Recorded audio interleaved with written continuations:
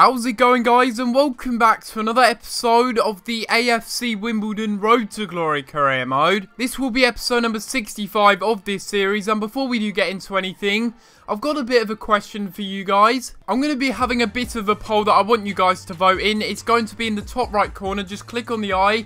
Whether you're on a computer or a mobile device, just click the eye in the top right corner. The poll is basically to decide the future of this series. I'm not going to be stopping this series, don't get me wrong. I just want to gauge whether you guys maybe want me to do another series alongside this one, or maybe you just want it to stay as it is, or maybe you want me to take a break from this series. I think it's important to vote on the future of this series. I'm really enjoying this series, don't get me wrong, but I just want to make sure that you guys aren't getting too bored of the same content, because this series has just been doing absolutely incredible, but I just want to make sure that everyone is happy.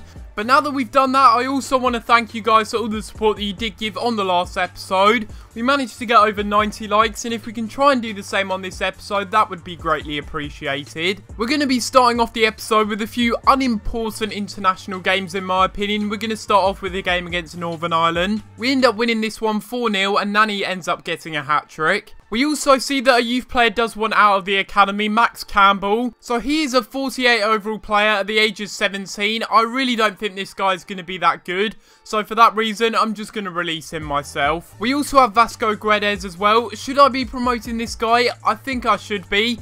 He doesn't really have the best potential at the moment, but I don't think he's going to get any better in the academy. Whilst we're at it as well, we're also going to go ahead and promote Miguel Demisquitez. He's 17 now. I want to get him into the team. I want to sort of get him to develop a little bit more, because if we leave him in there, I don't think he will develop as much. Another youth player that wants out. It seems like when one wants out, they all start to form a protest. Grant Davidson, I'm not really too sure if I already rejected him, but we'll have to see. So here he is. 57 overall. He does look pretty decent physically, and again, I guess I will just promote him. Another youth player that wants out. It seems like every day there's a new youth player that comes out. Is this like some sort of advent calendar?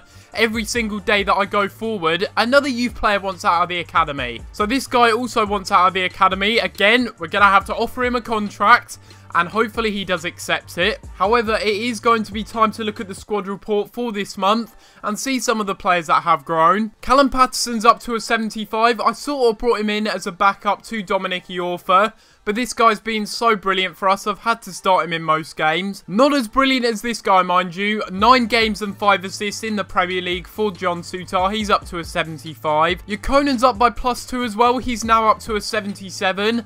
And he is another player that's grown fantastically well. We're also going to be taking a look at the youth players that we did promote, or we were forced to promote anyway. And we're going to take a look at Miguel Demisquitez. Looks pretty good physically. And also, you know, he needs a little bit of work in some other areas. But 4-star skills and 4-star weak foot. I like the look of that a lot. We also have Vasco Guedes. For some reason, doesn't have a potential status.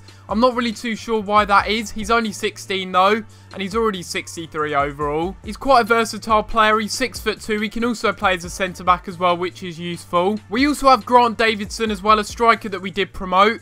This guy, again, is another player that's growing physically, which is great. We've also got lucky again with the weak foot and skill moves. 4-star weak foot, 3-star skill moves, not too shabby. And looking at Conrad Medin as well, this is a little bit weird, because we see that Vasco Guedes is clearly a lot better. He's 2 overall points higher, and he's 16. He's 1 year younger, but for some reason, Conrad Medin has potential, but Guedes doesn't. I don't really understand that. Again, another very good player, weak foot and skill moves wise. 4-star skills once more, and 3-star weak foot. He's 6'1" as well. But now we will have the first game of the episode finally, and it will be against Chelsea here. And this one's going to be a pretty interesting game. I'm not really too sure how this one's going to go. I don't even know how Chelsea are doing this season. I can't remember if they're doing really well or if they're just, you know, mid-table, sort of average team. So looking at where Chelsea are, they're currently sitting in 5th actually. And now I do remember that they are a side that are sort of, well, I think they're out of reach of us now with the amount of games that are left to go. I was semi-hopeful that we would have been able to catch them up, you know, maybe get into the Europa League place, but I think it's quite unlikely now. I'm going to try and cut back inside. We've done very well here. We've got it into Solanke, and almost scoring the first goal of the game against his former club as well. It's up here to Oscar now. He gets the cross in, and what a save that is by Sears, keeping us in the game, as he always has done in these games this season. And that is a really good save from Griezmann's header. Finding a bit of space for Orsic. It wasn't the best pass, but we can try and get something here. Maybe whip it into the middle. Brilliant cross, but no one's on the end of it, unfortunately. Back into Sutar, into Solanke. Against his former club, he's really done well. He's going to have a shot. And that is a fantastic goal by Dominic Solanke. He's basically just broken all the ankles of the Chelsea defence. Where's he gone? Oh, no, he's cut inside. And that is a really good finish by Solanke. Now it is going to be a free kick, and it's Orsic territory, this one. If Chelsea wouldn't move their wall, that would be great. Thank you. But yes, it is Orsic territory from this free kick. We're going to go with a lot of power. And it's a really good effort. Finally, Orsic has scored a brilliant free kick, and what an effort that is. Holy moly, what a free kick that is from Orsic. What a goal this is by Orsic. I really took my time, put a lot of power behind it, and I'll tell you what, when you score a power free kick like that and it comes off, that really is the best feeling in the world. I mean, it's so quick, the ball flying through the air. You can't even see it on the replay. Look at that. That is an absolute blinder. 2 goals within 7 minutes. And I think we're in control in this game now, which is very good. Oh, man, that Orsic free kick. I'm going to love that one for a long, long time. That is such a good free kick. And a good save again by Sears from the corner. That's another really good save in this game. Now Orsic once again with a bit of burst of pace. Up here to Solanke, the goal scorer, who's been taken down very viciously. I hope he's not injured. He stayed on the ground, and that should be at least a yellow, and it is. But it is going to be a free kick now. We're going to try and whip this one in with Orsic. It's a decent delivery and a really good header. And it's Solanke getting the 3rd goal of the game. And once again, it's 2 players in this game that are really propping up our lead in this game to 3 goals. Really good cross into the middle from Orsic, and a brilliant, brilliant header. And I think Solanke had a point to prove in this game against his former club. And boy, has he proven it. That's a really good header. Let's just take a moment to listen to that sound, shall we? Yeah, boos. That's right. We've won 3-0 against Chelsea, courtesy of a first half performance that was completely flawless.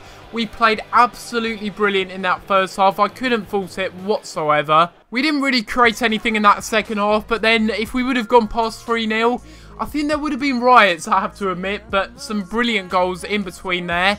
And Orsic, I think he got a goal and assist. He did well. Sutar, though, again, he is so impressive in midfield. And now it's time to play another game in this episode. This time we're going to be facing Arsenal. The only change that we are making for this game is Patterson coming in for Chilwell.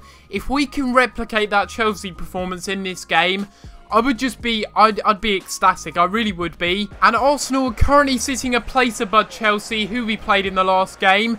If we get a win in this game against Arsenal, though, that could be massive in the chase for Europa League. We'd end up being drawn level on points if Everton lose their game as well. It is going to be Orsic early on here, playing this one out wide. And Patterson's going to play it forward for Adam Armstrong, who's going to cut inside. He's done really well. And he's played it off here. And it's going to be Strandberg with a shot and a great save by Cech. Now it's going to be Ramsey out for Walcott. There's a bit of space here for Walcott. And you don't really want him to be coming up against Vestergaard. And Aaron Ramsey ends up scoring the first goal of the game. And you know what that means. A celebrity's going to be dying tomorrow. I mean, I just can't believe I gave him that much space. And to be fair, it is a very good finish. There's no way I would have been able to stop that. And what can we do now? He's been taken down. And, okay, no foul given. But it's Maddison with the shot. And that was the opportunity to draw level. And I don't even know why there wasn't a free kick given. It should have been one. Cech has been mesmeric in this game. He's been really good. And it's been really hard to try and get chances on target that are going to score against him.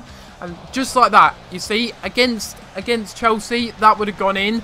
Now it's going to be Patterson. Inside again to Sutar. And once more, we're playing it here to Adam Armstrong. He's going to go for a shot. What a save that is by Cech. Jesus, what is it going to take to score? I think they brought Ronaldo off the bench as well, haven't they? That is Ronaldo, and what a save that is by Sears. Maybe try and play this one off wide. There we go. Sutar forward to Miranda, and inside again. And once more, what a great bit of play, and again, a fantastic save by Cech. It's going to be impossible to beat this guy, I think. And it's a Yorfo who's cut inside. He's going to go all the way and have a shot, and it's blocked off again. Get out of the way, Koscielny. Just let one of them go in. Arsenal's defence has just been brilliant. Ah, damn it. No. We end up losing this game 1-0, and I have to tell you, just like always, Arsenal got very lucky to win that game. Petr Cech pretty much saved them in that game. Ronaldo was non-existent. A bit like Eden Hazard was in the last game, you know, non-existent. And I'm just so frustrated. Aaron Ramsey's goal was brilliant, don't get me wrong. But they did not deserve to win the game off of that. But now it is going to be time once again for some more player training. We will sim this one. And hopefully some growth from this session. And yes, we do get an overall boost. And that is going to be for Ykkönen. He's gone up to a 78. And now again, some more player training. We will sim this one once more. Hopefully some growth for Wolford. And we do see him go up to a 71, which is brilliant. And now it's time for the third and final game of the episode. And this one will be against Everton. And we're going with a little bit of a different lineup for this game. The only change that I am making actually is Ykkönen is going to be in the cam position. I want to try him out there. I feel like he deserves to be in the starting 11, especially now he's a 78. And we'll look at the league table, and I think it's fair to say that the results that happened around us, especially after we lost that game against Arsenal, they were pretty inflicting. Everton are currently in 6th. They're just a little bit too far ahead of us now, I think. And Liverpool have also overtaken us. They're now into 7th. We're down to 8th, which is a bit disappointing, but I guess we can't really complain too much because my expectation was to avoid relegation, and we've done way more than that. Now it's going to be Luan getting the cross in. And they've won the header, and Vestergaard, the clumsy oaf, what is he doing? Not really the best first half, not really too much happening at all really, but maybe that's a good thing, because it means that Everton are going to be more desperate to get themselves back into the game, or at least get themselves in front in the game, and that way they'll push a few players forward. Now it's out wide to Leighton Baines into the middle, brilliant cross, and a really poor shot there by Begway. Now Strandberg wins it back for Ykkönen, and inside, and once more we're playing it up here. And it's going to be Sutar having a shot. It's a good save. Can we get there? Oh my god, it's flicked up, but Howard saves it. And it's going to be a Yorfer. We've got 2 minutes left to get something. And it's going to be inside. And again, it's here to Strandberg, who's turned his man and had a shot. And that was the chance to take the lead in the game. And how did Strandberg miss from there? So we end up getting a 0-0 draw from this game, the final game of the episode. It wasn't really anything special, and to be honest, I think a 0-0 result is fair, considering how little chances there were in the game. But this will be the end of this episode, guys, and hopefully you have enjoyed. And if you have enjoyed this episode of this career mode, make sure you leave a like on the video and subscribe if you haven't already. Make sure you also go and vote in that poll as well. I will be putting it on the screen. As I said at the beginning of the video, click the eye and you'll be taken to the poll. We can decide the future of this series, whether it stays or whether we bring another sort of side series to the channel alongside with this. We've only got 4 games left and they're all going to be in the next episode, and then after that we will be starting Season 5, or maybe we won't be, depending on how the poll goes. But apart from that, guys, I'm going to have to leave it there, and I'll see you next time for another video. Thanks for watching.